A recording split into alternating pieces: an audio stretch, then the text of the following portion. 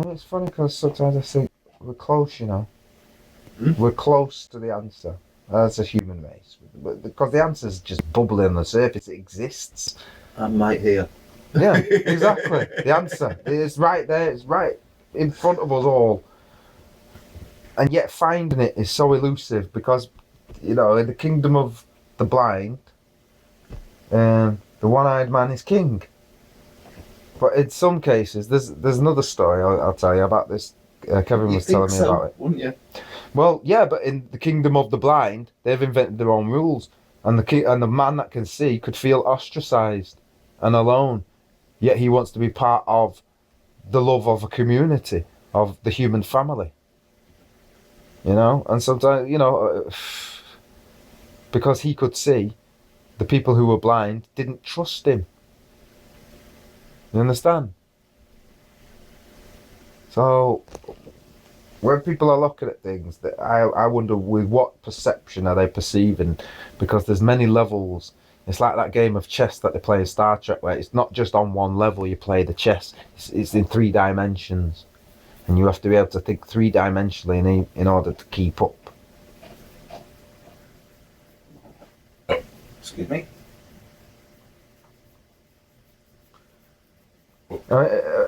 For a lot of people, morals starts and ends with Jeremy Kyle, or what was that other idiot? Back on that moral Jerry Springer. You know, it's kind of distasteful to kind of talk about that sort of thing. Well, we gotta get it. It might be distasteful. What you know is like sweet in the mouth is bitter in the belly. What sounds great, you know, when you're actually doing it, could be bloody hard. That's sweet in the mouth and bitter in the belly. I mean, in terms of morals, so you take the 10 Commandments, but you take them in order. First things first, love the Lord thy God. Okay. And that's as far as I go.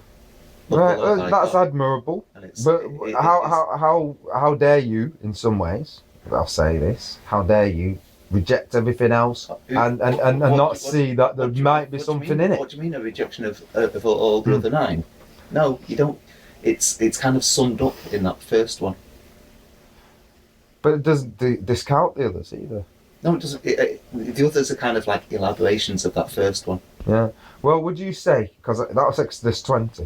Exodus 21. Love God and hate your brother.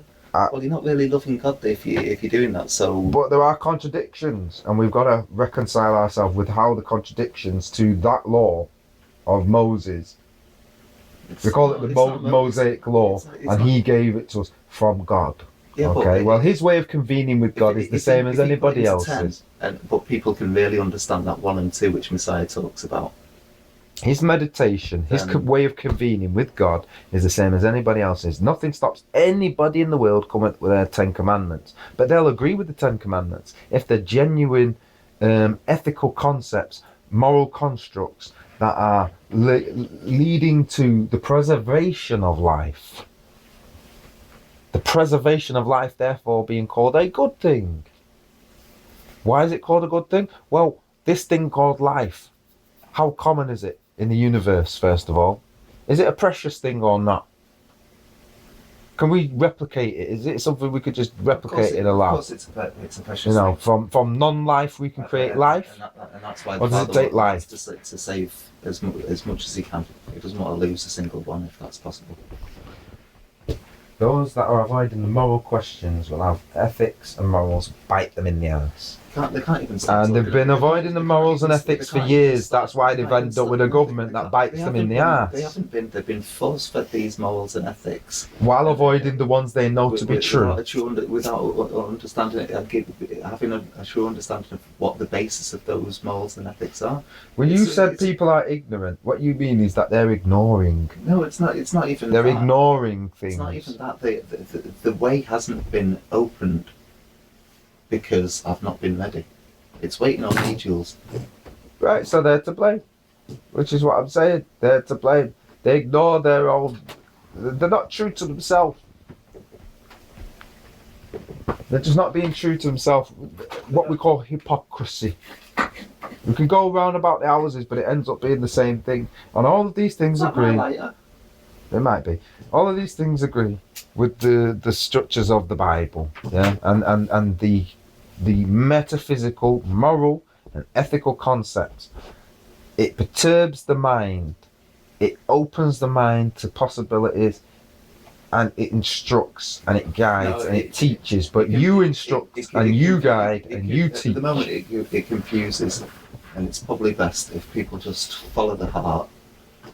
You saying no? You don't trust anybody else to reach there? I mean, I've read it. I'm not some lunatic. You know what I mean? I'm morals and ethics right now. Not right now.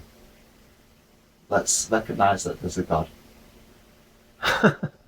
And then we'll talk about morals and ethics, because otherwise it's confusion. Confusion to who, though? So then we've got to follow Christian morals and ethics. Well, Christianity is all about hypocrisy. So we won't do that. You're taking the branded version of Christianity and claiming that has anything to do with what I'm talking about. And it just really, I'm talking about the book, the Bible. Read it for yourself. It says what it says. And you either accept that is what it says, or you spend the rest of your life arguing and saying it doesn't say that. When anyone can read it and say, yeah, it does say that. The problem is you don't like to read things and accept things that you don't agree with, and that's fine. But that should be teaching you something about yourself, because the Bible is about character building. So you're going to have to learn what humanity has done throughout its history, and not all of it you're going to like. Oh, did you think the Bible was going to tell you everything that you liked, did you? Well, how's that going to teach you anything? You know, that's the first people's mistake. They thought it was a wonderful book and it didn't have no swearing in it, and it was nice and lovely and rosy and pretty flowers, and it comes to divide. And by that, it's dividing your consciousness and making you question things that should be questioned, and turning your character into the kind of character that from the basic teaching, because it's the basic instruction before leaving Earth. Yeah, basic. It's not advanced. It's basic. When I'm reading the Bible, I am what it says. Bible, basic instruction before leaving Earth. Basic. Not advanced. You want to get advanced, you read other books. You start living a life. You start putting some of the things in there that you know to be ethically and morally good in practice. And how do you know they're ethically and morally good if you've never done that? Do I have to commit a murder first to realise that murder's wrong? Or could I read about it? Do you think that's a possibility? Do you think I could use my imagination and learn through a parable? Yeah? It's the way people use a tool. If you get a hammer and start trying to use it as a screwdriver, start using it as a hammer, and it's not designed for that, and you end up breaking the tool, don't blame the tool. Blame yourself for not knowing how to correctly use the tool. Because that's what's been going on. The people that come and teach religion in the kind of Christianity that you was defining, they don't know how to use that tool. That's why the Archbishop of Canterbury can say he doesn't even know if there's a God. He's being a true Christian then. Well, maybe. Or maybe he's just being honest with his opinion. However, there's still now a dilemma of, well, how can you claim to be the leader of anything, in teaching anything, if you haven't even, fathomed some of the basic concepts? Like, is there a God, or am I just talking a load of crap? Oh, there's morals, but God doesn't have to be there to allow morals to exist. Well, maybe that's true. Yeah, maybe some people can live in a world like that and it makes it perfectly okay, because as long as they're following the morals, i.e. an atheist who obeys the law, we can still live with them. So does it matter whether you call yourself Buddhist or atheist or Christian, as long as you know the 10 Commandments? Does it matter? Would the atheist disagree with Jesus' teachings? Would he? Why would he? I'd like some in-depth reasoning on that. Not whether, my argument is to say whether Christ existed or not. I'm not talking about that. That's the type of rhetoric for people who've got weak minds, who cannot debate the real debate. which is, let's look at the message. People always talk about, oh, you're writing in capital letters, and I notice they say that because they can't talk about my message. There's no fault in my message, and therefore they recognise in themselves that they can't possibly live up to this standard now. Ooh, so I need to destroy and discredit the messenger. You write in cap locks. That doesn't really bother me, but it's like, do you think I'm saying this so you can say whether I'm writing in cap locks or not? All that reveals is, again, your character. Your character is revealed as someone who is not fully developed and not able to fathom that question that was asked. You talk about what you can see. Yeah, you can see capital letters. Yeah, the depth of their reasoning, and then they think that kind of reasoning, that kind of intellect, we can run the country and we can be independent. You are not ready for anything. Your mind would be blown away by some of the things that's out there. Trust me, they need to study more. Yeah, that's what needs to go on. Work harder, and don't make excuses. Just work harder. And accept this as well, that there's a lot of things to be thankful for. Because the minute you change your perception, you say, actually, this is great, and that's great, and this is great, and that's great. Whoa, what a transformation. All of a sudden I'm grateful. Well, why? What have you got to be grateful for? Eh? I thought it was all bad 5 minutes ago. What's changed? Has you changed, or has the world changed? So it all comes back to the same thing. Whichever way you look at it, everybody's responsible for their own character. The game is called Develop Your Character. And the only way to develop your character is to live a life. And if you can live your life vicariously, i.e. reading a book, looking at Superman, deciding myths and deciding if it's moral, applying it to life in some kind of way. Vicariously. Living your life through others, almost like they're an avatar of you. You know, following the pursuits and goals and ambitions of, say, a footballer, and saying, well, that footballer has succeeded, therefore I've succeeded, and I can feel, I don't know, bigger than the next man. My team won. Ooh, because that's what it's about in the world, isn't it? Being bigger than the next man. Well, again, that's immature behaviour. That's I run faster, I'm more popular. What did Vicarious. Vicarious. Acting or suffering for another. Delegated, substituted, done or suffered for another. It's like the word vicar. Right. Well, which is like... No, yeah, sorry, you don't suffer for another. Everyone suffers for themselves. What?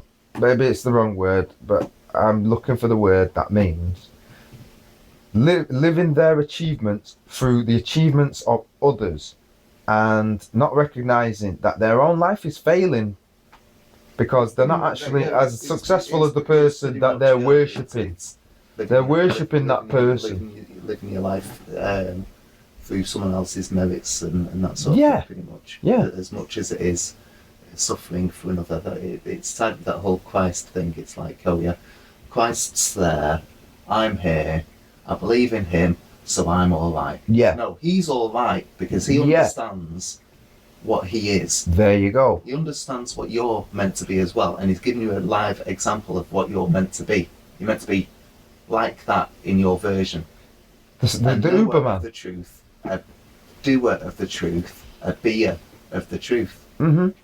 And that's what our job is to be. Bring all parts of the consciousness into alignment with the being. Then you're a full human being. That understanding that God is the reality, and given time and patience, He can actually enter into a dialogue when you're ready. I don't know how it is. It's like maybe people can't necessarily sit up and just be ready to talk to God, but it's that simple. It could happen as soon as someone's ready to talk to God, God can start talking. Well, it starts with I don't know, isn't it? Because I don't know opens that door to the possibility that someone might know. If knowing is such a thing to be possible, and we can attain that, if our puny mind can acquire that level of knowing. It's tricky. He's done it with me. That's all I understand. Well, then you're saying it's possible. And in a way, it's possible for all. But right now, I've got to open the door for them. But not through Darren. I've got to. Not through Darren. Not through you. I am the door. But you might be the door for you. And I've got to open. And you're very convinced of that fact. But I'm saying you can't make me into you, or by your effort vicariously achieve what you've achieved. Your own way. But what I've got to do. I haven't scored 4 goals and 5 goals for United. That guy did. To provide a safe environment for people to establish that relationship with God for themselves. You got people glorying in the achievement of others. Like, he's won the lottery. Like, I'm like, are you nuts? Are you crazy? I mean, what's that all about? Why are you getting so worked up about some guy who's a multi-millionaire, but you ain't? You jackass. Are you some kind of loser? What's wrong with you? I think we've got a nation of losers here. Everyone has their place. It's just that they've got to learn their place, pretty much. It's not that. Learn their place, which sounds to some people, this is the problem they've got. It sounds to some people like you're telling them what to do. It sounds to people very aloof, very Tory. Like, I have to break it down like this because that's what people are. A dance has to be learned. Yeah. To learn the dance, what you think you can just stand and join in something which has been orchestrated. No. But they're trying to fight it without understanding what it is. It's not necessarily a bad thing. You have to learn your place in the dance. Obviously, we're talking, some will talk about, hold on, we've studied the dance. Those are the wrong moves. And people are making the wrong moves in the dance. The society is the dance, okay? And the society is happening. And there are certain rules, and we've discovered that they're breaking some of them rules. They're not following the dance correctly. And so we're allowed to like the judges will hold up numbers and say how well they did. We're allowed to judge it. We're watching. We're witnessing it. We're onlookers if we're not participating and we're not dancing. We're watching it. And in watching it, we realise that they're not as expert as they once appeared to us. It's like watching Dancing on Ice, and every TV show is the same programme. Eventually, you're going to pick it up and you're going to be an expert yourself because you've seen it so many times. Well, this is what's happening now in the world. People are getting switched on politically. The age-old questions keep coming back, and it's all good. It shows people are getting ready, but by no means are they ready. And the journey is a long one. It's a lifetime. Yeah. Self-correction at every stage. Every day you make a choice, you've got to be responsible for that choice. And if you, like the government, make a wrong choice, think how people are. Think how they condemn and persecute and say, because if they can do it to someone who they think is perfect like Christ, who are we? They'll throw you in the fire quicker than you can say, Jiminy Cricket. Shed like me, shaking the bed, Nico. Yeah. We're condemned to be thrown in the furnace. Because when you speak the truth, it affects their ego rather than change what they need to change about themselves. Which to them is, I don't know why they make it so hard. Because it's all about shame, isn't it? Is it all about shame? One of your relatives of the Motley Convention, which recently got together, the son of, what's his name? So his name's not Sheldon, is it? Anyway, yeah, he's quite a nice guy, intelligent as well. He was saying how, Western Christian culture, it's a guilt-based culture. It's particularly evident in, say, Catholicism, where it's Christian guilt that you're dealing with, whereas in more Eastern Muslim culture, it's more of a shame-based culture rather than guilt. Guilt isn't something that people suffer by so much as shame is being found out, exposed. Right. So in other words, one keeps theirs private, Yeah, one's taught Private, private, which and is one's still taught shame, just but it's public. private shame, and one's public shame. Yeah. Because to me, shame and guilt are really kind of very similar. Well, You know, the guilt motive. isn't necessarily implied in the shame so much, or a feeling of the shame of the guilt, or the Shame of being caught, but I don't feel bad about it. Shame of being exposed. I feel bad about being exposed, but not about what I've done. More than I see what you're saying. So, in which one is better then? Well, Or is none? In the Christian concept, it's because it's the notion of sin is so confused, as it is in Christianity. It's like you're ashamed for doing something you don't even know what you've done, because you're already painted with this notion of original. But what if you do know? Does it allow for self-correction without the whole world having to find out your secret shame? No one really knows, but because it's been such condemning you. It's such a confused issue that if you're going to follow the Christian look at him, he made a mistake once, let's hunt him down and tell him forever. Oh, you remember that mistake you made in 1972? Got you, you made a mistake. It's a set of, we're fucking perfect. Imagine principles anyway, which no one can really live up to so much. So we've got to kind of argue a way out of that sort of set of notions. If you're going to feel guilt, it's going to be for something more positive. You hope. It will be. I just think that public shame and private guilt have their own, shall we say, merits for building character. One does it one way, one does it another way. Which is best? God knows. And he has people dance accordingly. Sometimes we dance into a series of public shame. That's why when people say the Bible is God, and therefore God says he allows slavery, what the hell are you talking about? The Bible is not God. The Bible represents basic instruction before leaving Earth. It's a basic set of questions. And the point is, it's meant to make you question things in a certain way, because it helps build your character and gets your character ready for being an adult, to ask other questions.